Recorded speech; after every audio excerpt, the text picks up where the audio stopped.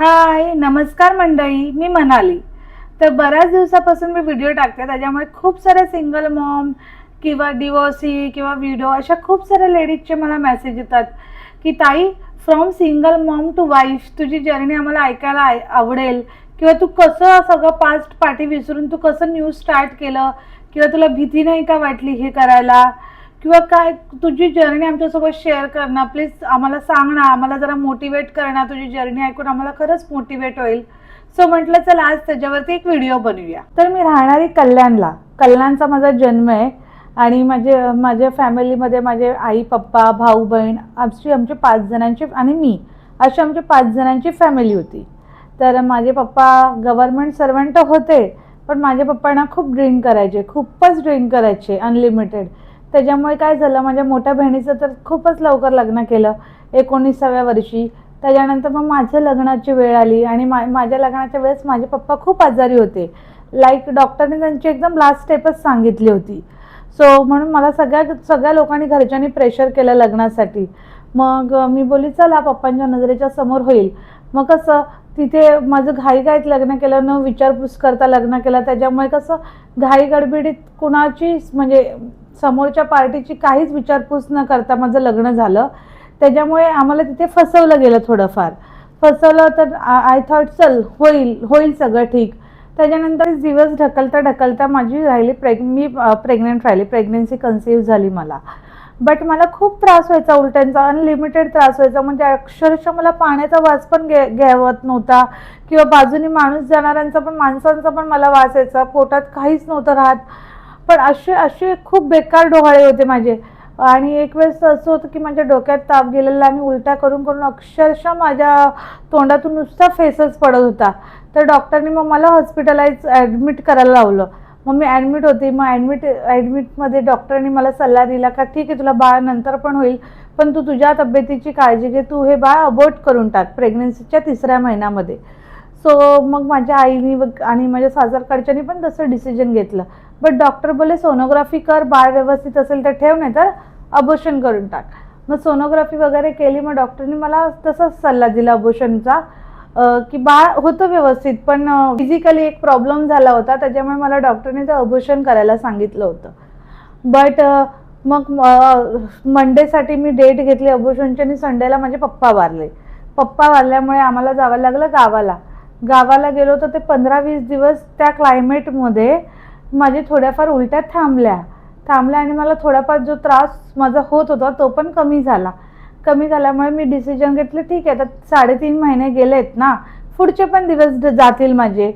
But त्या फेजमध्ये माझ्यासोबत माझ्या सासरकडची लोक कुठेच नव्हती, मला इमोशनली सपोर्ट करायला कोणीच नव्हतं, किंवा माझे पप्पा वारलेले त्याच्यामुळे फायनान्शियली आम्ही स्टेबल नव्हतो, माझ्या घरात कमवणारं कोणी नव्हतं. बट त्या लोकांनी डायरेक्ट असे हात वरती केले. त्याच्यानंतर मी जेव्हा डिलेवरीसाठी आले त्यावेळेस पण त्यांनी मला कुठलाच सपोर्ट नाही केला, ना मेंटली ना फायनान्शियली, ना माझ्या मुलाला बघायला आले ना मला बघायला आले. सो आय डिसाईड नो, मला अशा माणसासोबतच राहायचं नाही ज्याला आमचं काय पडलेलंच नाही आहे. सो मी डिवोर्सचं डिसिजन घेतलं आणि माझा डिवोर्स झाल्यानंतर मी माझ्या मुलाला, म्हणजे मी बर्थ सर्टिफिकेट पण माझ्या मुलाचं माझ्याच नावाने काढलेलं आहे. कॉज मला अशा माणसांचं नावच नाही द्यायचं होतं की जो कुठली जबाबदारीच घ्यायला तयार नव्हता. मग नावापुरता बाप हे कशाला पाहिजे ना. मी माझ्या मुलाला जन्म देऊ शकते, 9 महिने पोटात सांभाळू शकते, जन्मानंतर पूर्ण रिस्पॉन्सिबिलिटी घेऊ शकते बाळाची, तर मी माझं नाव का नाही देऊ शकत ना बाळाला. सो मग डिवोर्स नंतर मी माझं नाव दिलं माझ्या बाळाला. आणि त्या एवढं स्ट्रेस होतं ना त्या प्रेग्नन्सीच्या 9व्या महिन्यामध्ये, तर लिटरली जे बोलताना तुम्ही डिप्रेशन येतं, खरंच डिप्रेशनमध्ये म्हणजे मी असे ना विचार करत राहायची, यार मला ना माझ्यासोबतच काहीतरी व्हायला पाहिजे, डिलेवरी होता माझा जीवच गेला पाहिजे, असे तसे माझ्या मनात खूप सारे थॉट यायचे. किंवा मला बाकीचे पण लोक असे सल्ले द्यायचे ना की जाऊ दे, डिलेवरी झालं ना तुझं बाळ, तू त्यांना देऊन टाक आणि तू मोकळी हो. म्हणजे ठीक आहे, ते माझ्या चांगल्यासाठी पण सल्ले देत असतील, कारण की माझं एज लहान होतं तेव्हा, 24 एज होतं. त्यांना असं वाटलं असेल ही कमवणारी नाहीये, किंवा एका मुलाची जबाबदारी आयुष्यभरी कशी घेणार, किंवा एक मुलगा हिच्या पदरात आल्यामुळे पुढच्या आयुष्याचं काय ना, की 24व्या वर्षापासून अशीच तर कुठली मुलगी राहू शकत नाही. किंवा मुलाची जबाबदारी पण, जरी सेकंड मॅरेजचा मी विचार केला तरी समोरचा पार्टनर सेकंड म्हणजे बाळाची जबाबदारी घेईल की नाही, असे खूप सारे विचार, म्हणजे खूप जण माझ्या समोर असे बोलायचे. त्याच्यामुळे मी एकदम निगेटिव्ह थॉटमध्ये गेली होती, एकदम डिप्रेशनमध्ये गेली होती. यार कसं होईल माझं, आणि माझ्यासोबतच का असं झालं, मी कुणाचं एवढं वाईट केलं, असे खूप सारे विचार माझ्या मनात यायला लागले. आणि त्या डिप्रेशनच्या फेजमध्ये गेली मी. प्रेग्नन्सीमध्ये 9व्या महिन्यामध्ये डिलिव्हरी वगैरे झाली. आणि डिलिव्हरी वगैरे झाल्यानंतर पण मग जे मी 9वा महिना जो होता, 8वा 9वा महिना, तो असाच डिप्रेशनमध्ये घालवला, असे निगेटिव्ह विचार करून घालवलं. त्याच्यामुळे माझ्या बाळाला दूध सुद्धा आलं नव्हतं.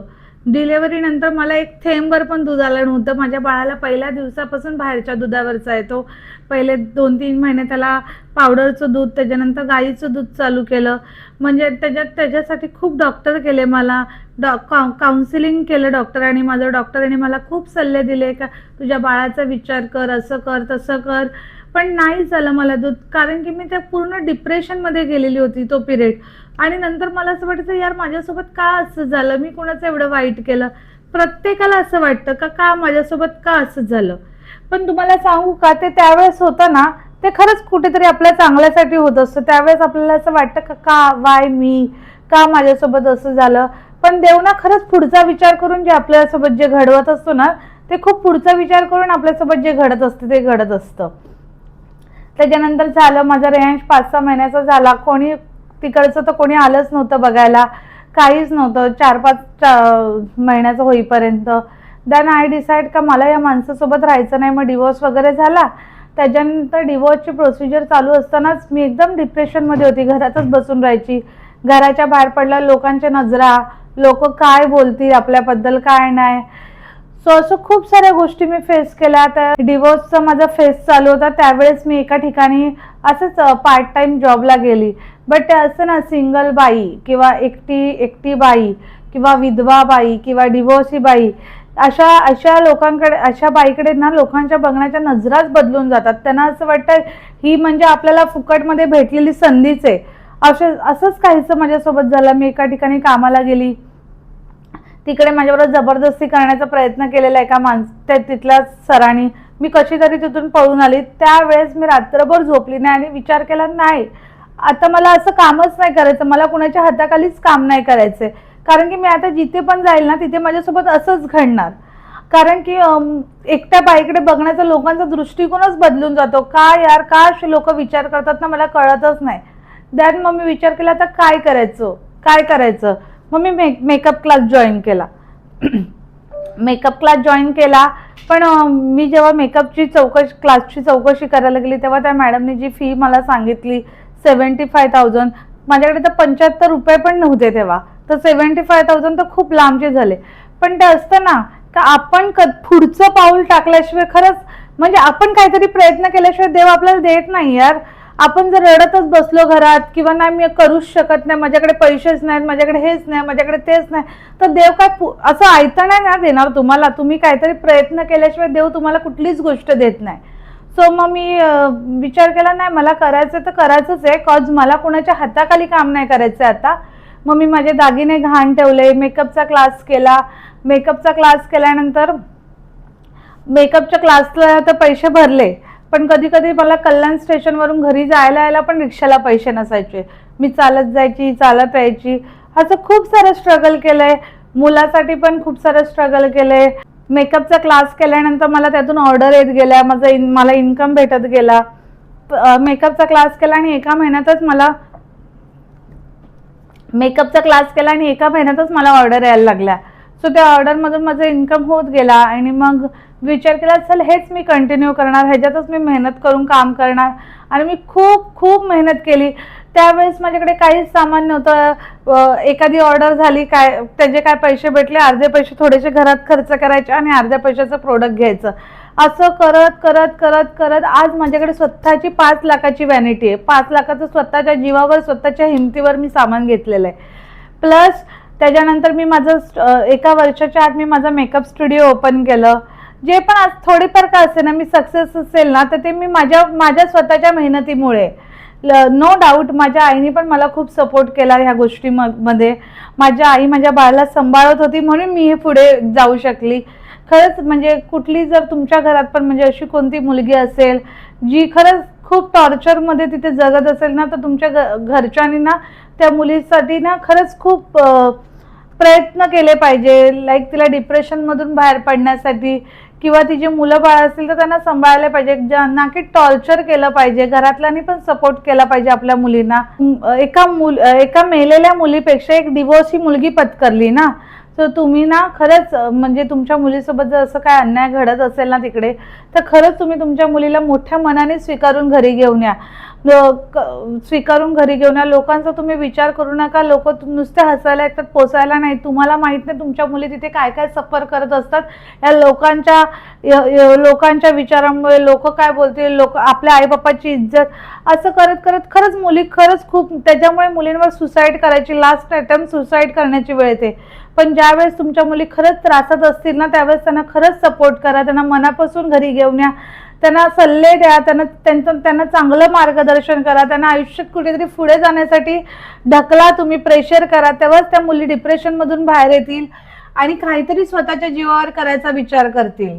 तुम्हाला असं वाटत असेल माझे खूप नातेवाईक आहेत, माझे खूप फ्रेंड्स आहेत, माझे खूप रिलेटिव्स आहेत, ते मला सपोर्ट करतील, तर तुम्ही जर त्या वेळेत असाल ना, तर तुम्ही आता चांगलं अनुभवलं असेल की त्यावेळेस कोणीच कुणाचं नसतं आणि कोणी आपल्याला साधं विचारणार सुद्धा नाही की काय ग तुझ्या आयुष्यात काय चालू आहे, तू एकटी कसं फेस करतेस, काय चालू आहे, तुझ्या मुलांना कसं सांभाळतेस. कोणीच विचारणार नाही तुम्हालाच त्या परिस्थितीतून तुम्हाला स्वतःला उचलायचं आहे. आपल्या माणसांना ना ओळखण्याची खरी वेळ म्हणजे आपण जेव्हा कोर्टात जात असतो तेव्हा, पोलीस स्टेशनच्या चक्रा मारत असतो तेव्हा, आणि डॉक्टरकडे आपण हॉस्पिटलाइज असतो तेव्हा. ह्या 3 वेळेस जी लोक तुम्हाला सपोर्ट करतील ना, तीच आपली खरी माणसं असतात. तर त्यामुळे तुम्ही जर त्या आता ह्याच्यातून जात असाल ना, त्या फेजमधून, त्याच्यामुळे तुम्ही चांगलं अनुभवत असाल. कोणीच तुम्हाला विचारणार नाही का. आय डोंट नो, बट मी एकटीने सगळं सफर केलेलं आहे. डे 1ला पण मी एकटी कोर्टात गेली होती, लास्ट डेला पण मी एकटी कोर्टात गेली होती. सो मला माहिती ना, कोणीच माझ्याकडे पण आता एवढे रिलेटिव्स होते, एवढे फ्रेंड्स होते, पण खरंच कोणीच नाही विचारणार तुम्हाला. म्हणून सांगते, तुम्हाला स्वतःलाच तुमची स्वतःची मदत करायला लागणार. तुम्हाला यातून बाहेर काढावं लागणार. ठीक आहे, तुमचे नातेवाईक, तुमचे घरचे लोक असतील ना, ते तुमच्या दुःखात सहभागी होतील, पण तुम्ही दुःखातून बाहेर ना तुम्हाला स्वतःलाच यावं लागणार. त्याच्यामुळे उठा, स्वतःला सावरा, स्वतःला यातून बाहेर काढा, तुमच्या मुलांसाठी तुम्ही जगा.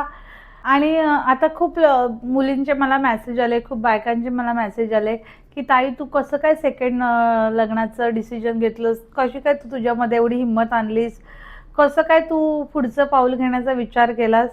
तर ह्यात पण मला खूप लोकांनी हिणवलं, व्हेरी ऑनेस्ट. मी जेव्हा सेकंड लग्नाचं डिसिजन घेतलं ना, त्यावेळेस पण मला खूप लोकांनी पाठी खेचण्याचा प्रयत्न केला. खूप लोकांनी मला घालून पडून बोलले, खूप लोक म्हणजे तोंडावर बोलले की कोण तुला मुलासकट एक्सेप्ट करणार आहे, कोणी नाही कोणाला एक्सेप्ट करत, एका मुलाच्या आईला तर कधीच कोण एक्सेप्ट नाही करू शकत. बट जेव्हा आपण हेच गोष्टी निगेटिव्ह लोकांमध्येच थांबतो, निगेटिव्हच विचार करतो ना, त्यावेळेस आपल्यासोबत गोष्टी निगेटिव्हच घडतात. बट ज्या वेळेस आपण आपला सर्कल पॉझिटिव्ह लोकांचा ठेवतो ना, ठीक आहे जे झालं आयुष्यात ते झालं, पुढे जा, आयुष्यात काहीतरी कर, कोणीतरी तुला भेटेल, अशा लोकांच्या विचारांमध्ये जर तुम्ही राहिलात तर तुमच्यासोबत पण खरंच सगळ्या गोष्टी चांगल्याच घडणार. आणि त्या असं करता करता डिवोर्स झाला, आणि डिवोर्स झाल्यानंतर माझ्या आयुष्यात स्वप्नील आला. लाईक स्वप्नीलनी मला डायरेक्ट लग्नासाठी प्रपोज केलं होतं की तू माझ्याशी लग्न करशील का. बट आय थॉट चला माझ्याशी खोटं बोलतोय, कारण की एका मुलाच्या आईला, माझ्या मनात सगळ्यांनी हेच भरून दिलेलं ना, एका मुलाच्या आईला कोणीच नाही करणार. बट मी पण त्याला तेच म्हटली, आणि मी त्याला हे पण म्हटली, मला काय तुझ्याशी लग्न वगैरे करायचं नाही बाबा. तुझ्या आईचे तुझ्यासाठी स्वप्न असतील, आईवडिलांचे, प्रत्येक आईवडिलांचे आपल्या मुलांसाठी स्वप्न असतात, तसेच तुझ्या आईवडिलांचे पण तुझे स्वप्न असतील. मला आणि माझ्या मुलासाठी मला कोणाच्या शिव्या शाप नको आहेत, त्याच्यामुळे मला काय तुझ्याशी लग्न करायचं नाही आहे. तर त्यावेळेस त्यांनी मला म्हटलं तुला काय त्याच्याशी घेणं देणं आहे ना, मला तुझ्याशी लग्न करायचं आणि मी तुझ्याशी लग्न करून राहणार. आणि त्यांनी मला जे प्रॉमिस केलं लग्न करायचं, सो त्यांनी ते केलं. आणि असं नाही आहे का तो बोलला आणि मी लगेच त्याच्यावर विश्वास ठेवला, असं नाही. मी पहिला त्याला आजमवलं, नक्की तो जे बोलतो ते शब्द पाळतोय का.